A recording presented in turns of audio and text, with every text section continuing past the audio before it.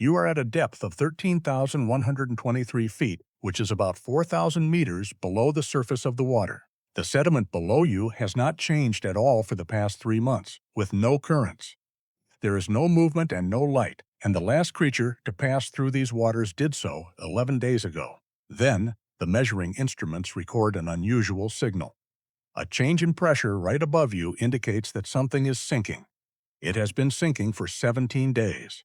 It is 89 feet long, which translates to about 27 meters, and weighs 44 tons, or roughly 40 metric tons. It is a blue whale. It has been dead since it left the surface of the water.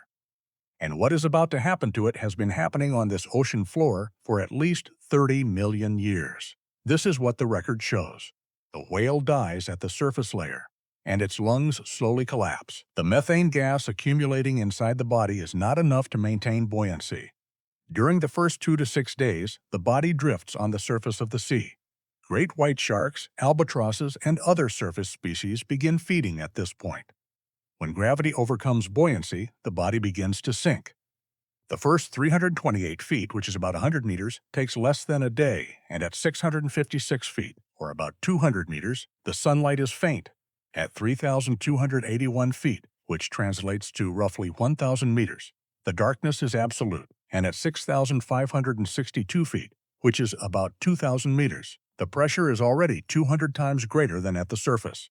The water temperature is 37.4 degrees Fahrenheit, which is 3 degrees Celsius, and it continues to drop. The body sinks for 17 days. When it hits bottom at a depth of 13,540 feet, which is about 4,127 meters, most of the soft tissue remains intact. The sediment underneath sinks by about 1.2 inches, which is about 3 centimeters, as it receives 44 tons of weight, or about 40 metric tons. 2 hours later, the first scavengers appear. 6 species of sharks arrive simultaneously.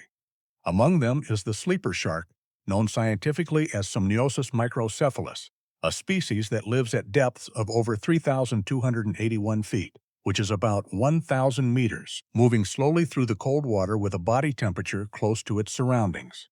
They have made their presence known here within 2 hours of the whale carcass hitting the bottom. At a depth of 13,123 feet, or about 4,000 meters, there are no steady currents to carry scent. The rate of chemical diffusion in cold water is extremely low. By all established sensory anatomical models, 2 hours is simply not enough time for these sharks to locate a food source from any significant distance. Yet, they did it.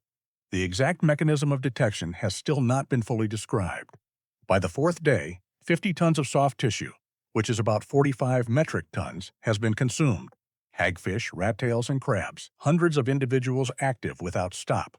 The average consumption rate during the peak phase is about 88 to 132 pounds per hour, which is roughly 40 to 60 kilograms per hour. What remains is the skeleton, and the skeleton is only the beginning. In October of 1987, Craig Smith from the University of Hawaii recounted how a United States Navy submarine operating at a depth of 4,068 feet, which is about 1,240 meters, off the coast of California, accidentally discovered a 69-foot-long whale skeleton, or about 21 meters, resting on the seafloor. That was not unusual. What was unusual was what was living on it. Smith returned with a remotely operated vehicle. What the camera captured completely changed how science understands the deep-sea food chain. The skeleton was covered in living organisms. Polychaetes, crustaceans, sea snails, and bristleworms thrived at a density of up to 30,000 individuals on a single skeleton. These creatures do not eat the bone. Instead, they feed on the bacteria decomposing the remaining tissue on the bone surface and the adhering organic matter. On the ocean floor, where food is so scarce that a single piece of organic debris falling from above is a major event, a whale skeleton is prime real estate. The density of organisms at a whale fall during this stage is higher than at any point on the seafloor, within a radius of several miles, which is several kilometers around. But this is only the second stage. The third stage depends on what lies inside the bones, and what lies inside the bones has been waiting since the whale was born. The bones of an adult blue whale contain up to 60% lipids by volume, not calcium but fat. An individual blue whale carries between 6,614 and 13,228 pounds of lipids in its skeleton, which is about 3,000 to 6,000 kilograms. That number has no special significance at the surface, where sunlight powers every food chain. At 13,123 feet, or about 4,000 meters, there is no sunlight and no photosynthesis. There is no energy foundation other than what falls from above. Therefore, 6,614 pounds of lipids, which is about 3,000 kilograms, represents an energy source of extraordinary scale in this environment. Anaerobic bacteria invade the bone structure and begin to break down the lipids. The product of that process is hydrogen sulfide. Hydrogen sulfide is toxic to most surface organisms. But down here, it is a source of energy. Chemosynthetic bacteria use hydrogen sulfide instead of sunlight to synthesize energy. They form a white bacterial mat covering the entire surface of the bone. On top of that bacterial mat, a complete self-sustaining ecosystem operates entirely without sunlight, consisting of tube worms, deep-sea mussels, snails, and polychaetes. This stage lasts from the second year to, according to current estimates, the 100th year, 100 years, from a single death. And this is something the record does not explain. The species living on this whale skeleton in its 7th year are the very same species recorded at hydrothermal vents 1,243 miles away, which is about 2,000 kilometers. The exact same organisms that evolved to survive around superheated volcanic water are present here, feeding on a dead animal. Different energy sources, yet the same chemistry. Science does not yet have a full explanation for this. In the year 2002, a remotely operated vehicle named Tiburon was operating at a depth of 9,485 feet, which is about 2,891 meters off the coast of California. The camera detected a whale skeleton. Covering the bones were pink, feathery structures that did not match any species in the taxonomic database. Samples were collected and brought to the surface for analysis. The result was a completely new species of worm. It was named Osdax, from the Latin word meaning bone-eating. The Osdax worm has no mouth and no stomach. It lacks a digestive system by any conventional definition. It anchors itself to the bone surface using root-like structures that penetrate the calcium matrix. Those roots secrete acid, and the acid dissolves the bone. The worm then absorbs the released lipids directly through its skin. It is a creature with no mouth, eating by dissolving the very thing it stands on. The females are about 2 inches long, which is roughly 5 centimeters. The males are microscopic in size. They do not live independently. Instead, they live inside the female's body, specifically within a mucus tube inside the female. Each female carries anywhere from 1 to 111 males inside her. The males exist for a single purpose and contribute nothing else to the ecosystem. Before 2002, marine biologists could not explain why whale skeletons at great depths disappeared. Bones, by definition, are dense and should endure for a long time, yet they do not last. Osdax has been consuming them at great depths across every ocean and along every whale migration route for an estimated 30 million years. This species was only documented in the year 2002. The gap between the time it began its work and the moment it was identified is 30 million years. Current estimates suggest that there are about 690,000 large whale falls existing on the ocean floor at any given time. They are not randomly distributed. Instead, they are concentrated along whale migration routes. And those migration routes have not changed significantly for millions of years. In 1989, Craig Smith proposed a hypothesis.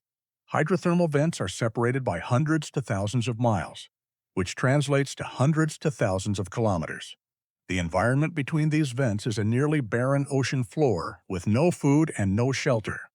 The question science has not answered is how species living at these vents manage to travel from one vent to another across such distances during their evolution.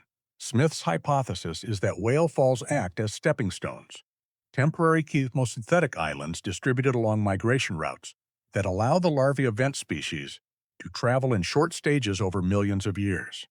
11 species have been found at both whale falls and hydrothermal vents. Phylogenetic analysis suggests that some vent species have ancestors that were whale fall specialists.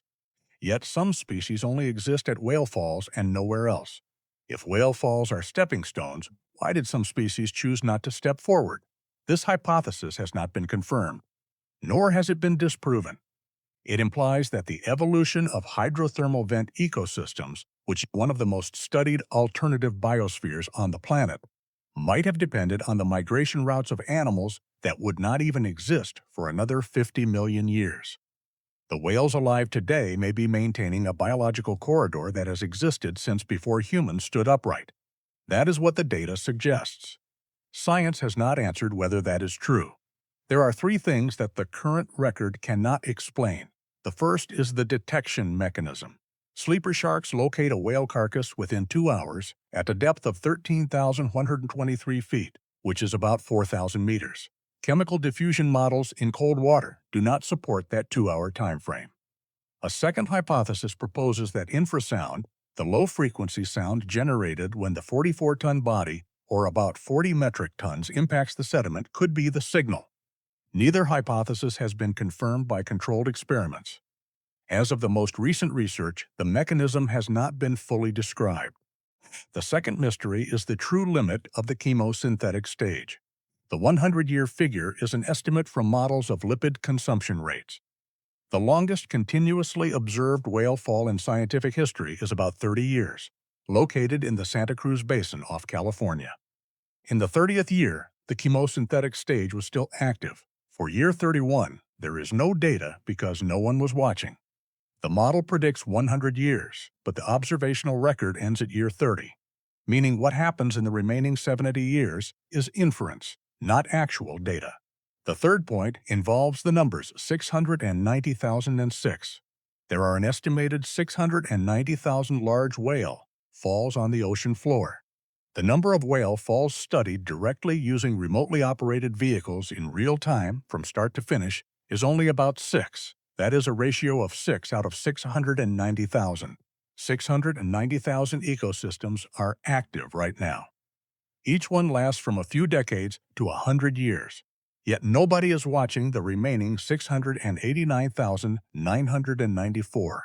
There is one more thing the record documents. In 2021, a whale fall was discovered at a depth of 10,499 feet, which is about 3,200 meters in Monterey Canyon. On its bones was an Osdax specimen that did not match any species in the current database. The specimen was collected. The species name has not been officially published. There are 690,000 whale falls on this ocean floor, and only 6 have been visited. One of those 6 contains something that does not yet have a name. The ocean still has so much more to show you. Documenting these findings takes time. If you want to access the next archive before it is published, the archive is open. Coming up next, a shark caught off the coast of Greenland, where standard procedure requires an age estimate. The method used for every other shark species, counting growth rings on the vertebrae, yielded no results. Greenland sharks do not have growth rings, and what the researchers did next returned a number that made them look twice.